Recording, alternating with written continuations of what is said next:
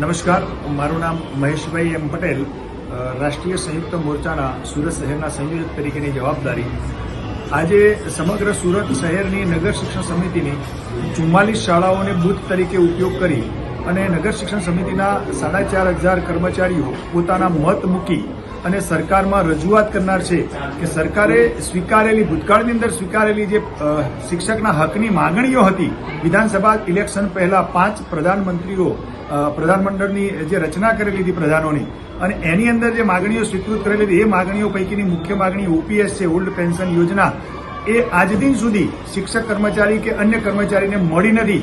એના માટે અવારનવાર કેટલા પ્રકારના કાર્યક્રમો સરકાર સમક્ષ આપેલા છે, પરંતુ છતાં સરકારે આજ દિન સુધી એને સ્વીકૃત કરી નથી. એ સિવાયની કેટલી માંગણીઓ છે કે જેને સરકારે આજ દિન સુધી સ્વીકૃત કરી નથી. એના માટે તમામ કર્મચારીઓ, શિક્ષક અને તમામ કર્મચારીઓ આ બેલેટનો ઉપયોગ કરી અને પડતર માંગણીઓ અમારી સ્વીકૃત થાય એના માટે સરકાર સમક્ષ મૂકનાર છે. અને આ બધા જ બેલેટ પેપર, સમગ્ર ગુજરાત રાજ્યના બેલેટ પેપરો આવતીકાલે ગુજરાત સરકારની અંદર જમા થશે અને ગુજરાત સરકારમાં આની રજિસ્ટ્રી વિભાગમાં એની નોંધ થશે.